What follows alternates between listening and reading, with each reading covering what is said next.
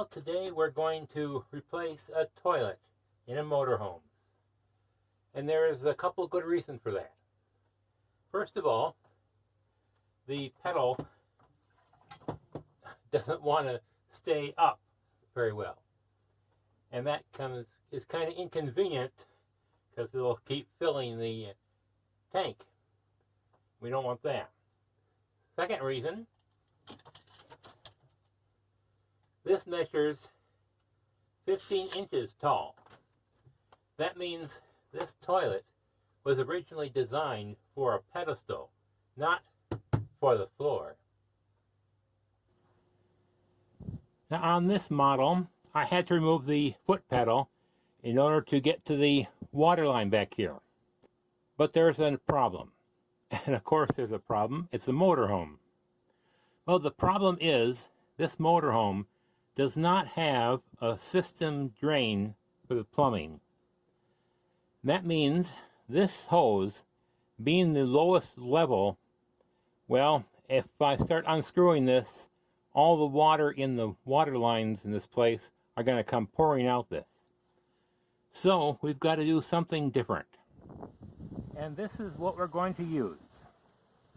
It's called a blowout adapter. This side screws into the city water inlet, and this side we connect to a air compressor to blow out the water from the system. And one thing I recommend that you always keep in your RV is a portable air compressor. You never know when you're going to need to fill up the air. And you may want to make sure that there's a long power cord and hose on it so that it reaches all parts of your motorhome. Well, if you saw my video on my water pump, you know that it's safe to put down some paper toweling whenever you're disconnecting a water pipe, because you never know, there might be a little bit left in it. So we just take our pliers and we just disconnect the water line.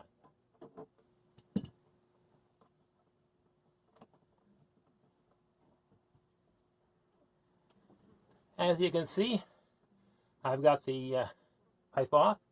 There's a bunch of gook on this. But by the way, they did try to replace this valve, but it didn't work. I guess the mechanism itself is so wore out that it didn't really help. Also make note of the type of connector this is. And you'll find out that this doesn't exactly work well with the new toilet. So we're going to need an adapter. Now we're going to have to remove the old toilet.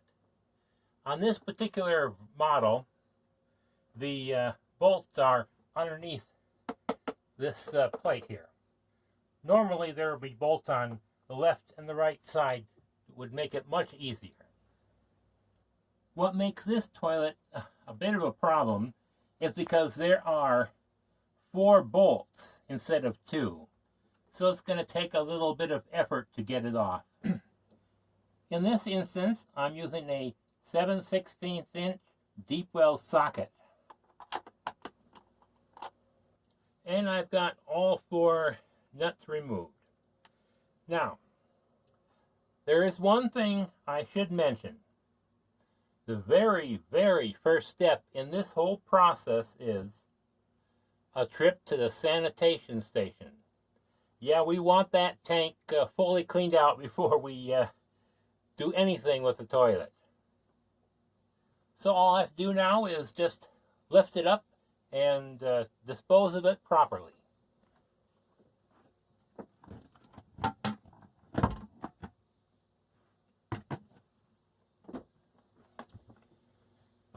You also want to remove the old gasket. A stiff blade putty knife comes in handy for that.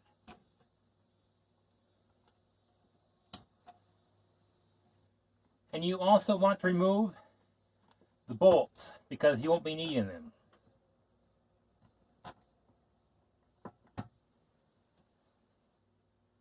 Now this flange has got a situation that is common with a lot of motorhomes, especially the old ones. The bolt holes are placed wrong. And that means I've got to unscrew all these, just shift it a little bit, and screw it back in. However, if you find that the flange is actually glued right to the tank, then you got to do something else. You got to take your trusty Dremel tool and cut a notch on the left and right side just wide enough for the new bolts.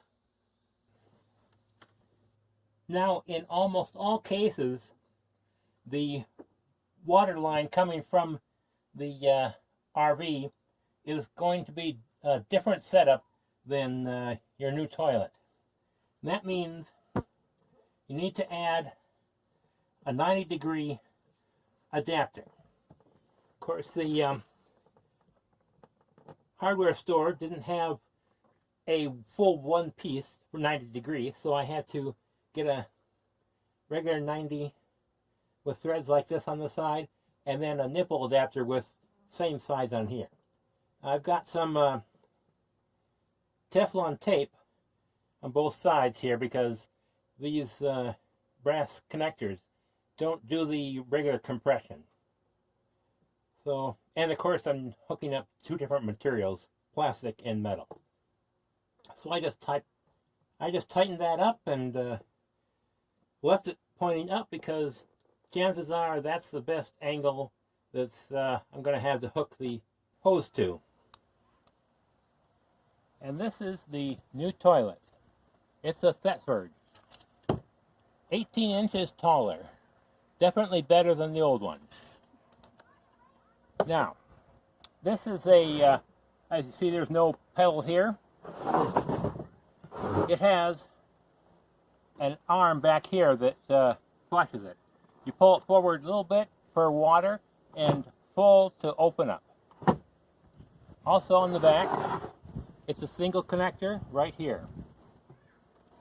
And to connect to that, I've got a 20-inch faucet water line, supply line actually, and it's got half-inch connectors on each end. That's important because anything smaller and it won't work. So what we do is we just connect the hose up to this side. We don't need to use Teflon tape because it's a flanged end on both parts. Now this toilet comes with a single piece molded flange. Now how do you install this?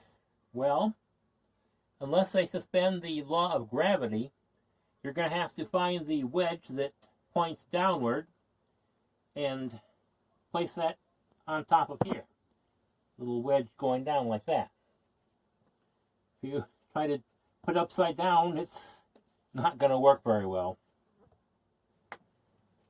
Before I put the toilet seat on the flange, I'm going to hook up the water line over here because there's not a lot of room in RV bathrooms to maneuver.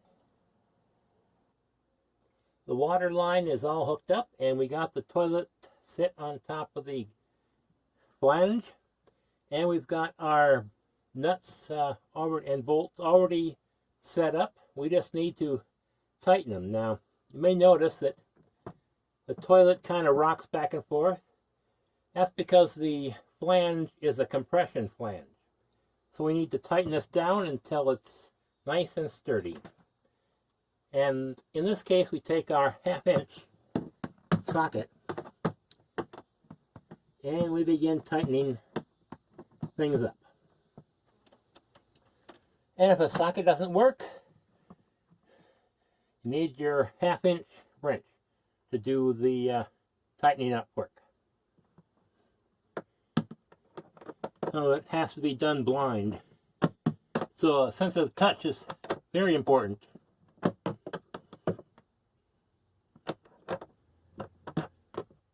And there we have the toilet all installed.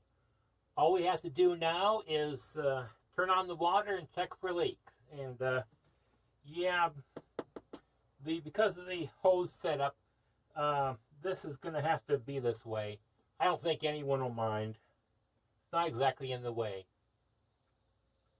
Oh, and I'll spare you the functional test.